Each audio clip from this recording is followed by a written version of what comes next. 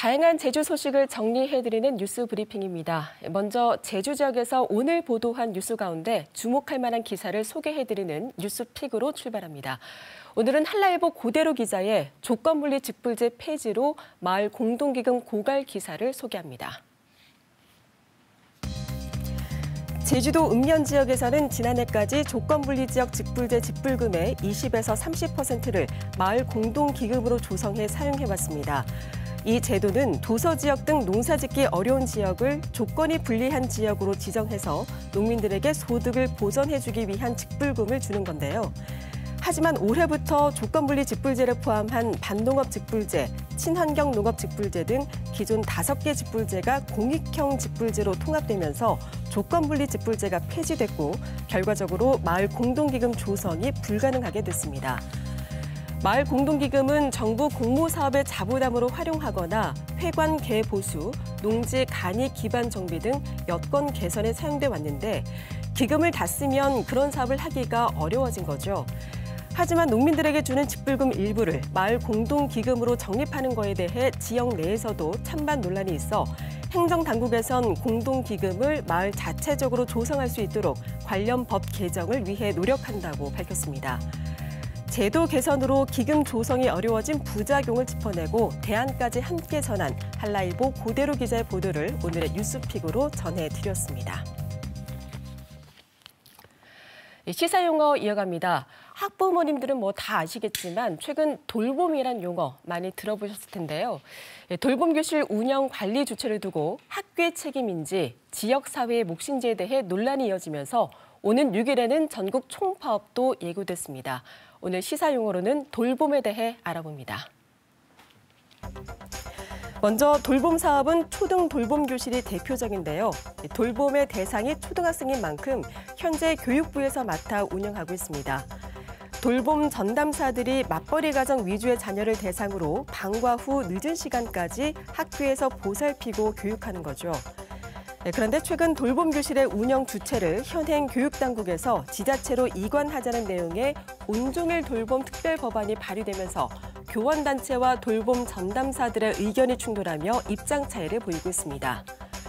돌봄 전담사들은 지자체 이관은 곧 민간 위탁으로 이어질 것이며 돌봄의 질을 담보하기 어렵고 8시간 전일제 채용으로 질을 높여야 한다고 요구하고 있습니다.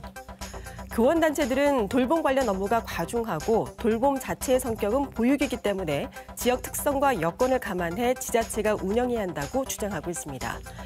바로 어제였죠. 교육부 관계자는 논란이 되고 있는 돌봄 법안을 전격 보류했다고 밝혔는데요.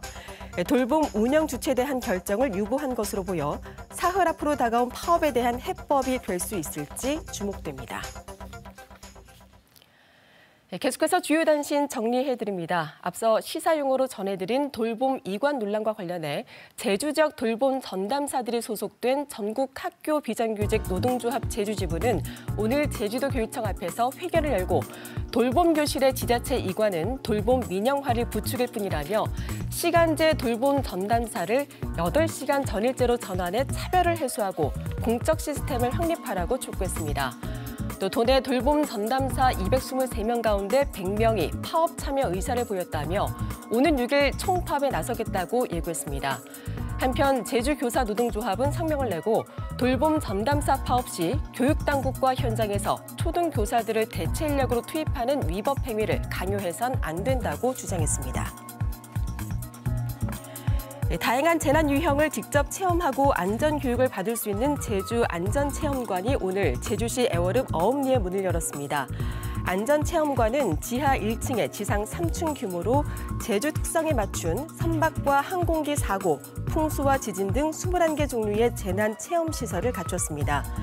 안전체험관의 하루 최대 교육 인원은 320명으로 시설 이용 요금은 없고 예약제로만 오전 9시부터 오후 6시까지 운영됩니다. 오늘 오전 11시 50분쯤 서귀포시 남원읍 위미 우체국 옆 공사 현장을 오가던 크레인이 넘어지면서 전선을 건드렸습니다. 이 사고로 인한 인명피해는 없었지만 40여 분 동안 위미리 일대 800여 가구의 전기 공급이 끊겨 주민들이 불편을 겪었습니다. 제주환경운동연합은 긴급 회견을 열고 어제 송악산 개발사업 사업자에게 부탁을 받았다며 도내 한 건설사 대표이사로부터 반대 목소리를 줄이면 돈을 주겠다는 취지의 청탁을 받았다고 밝히고 제주도의 송악산 개발 사업을 즉각 중단하는 조치를 취해달라고 촉구했습니다.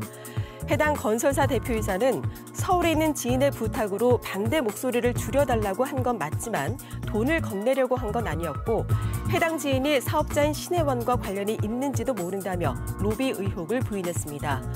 신혜원 측도 불법적인 로비를 부탁한 적이 없고 해당 건설사 대표이사를 알지도 못한다며 의혹을 일축했습니다.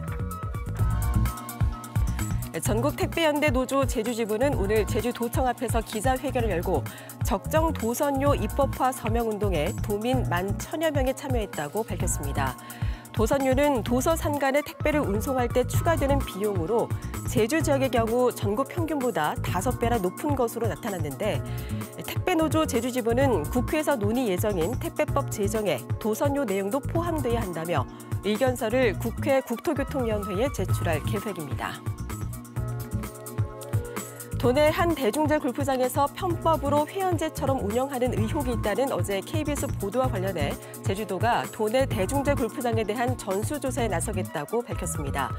제주도는 도내 대중제 골프장에서 숙박시설을 분양받은 고객에게 회원권을 주는 방식으로 편법 운영하는 유사 사례가 있는지 조사하고 의혹이 제기된 해당 골프장은 내일까지 현장 조사를 마쳐 규정 위반 여부 등을 확인하겠다고 설명했습니다. 국민의힘 제주도당은 오늘 성명을 내고 4.3의 완전한 해결을 위해서는 국가에 의한 추가 진상조사가 최우선 과제라며 제주 4.3위원회를 통한 추가 진상 피해 보고서 발간을 주장했습니다.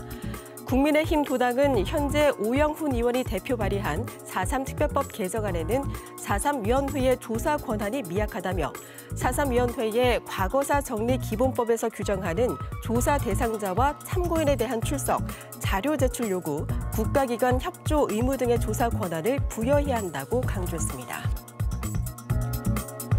국민의힘 주호영 원내대표가 제주 예산정책협의회에서 제주 제2공항 추진에 협력하겠다고 발언한 것에 대해 반대단체인 2공항 강행저지 비상도민회의가 사과를 요구했습니다.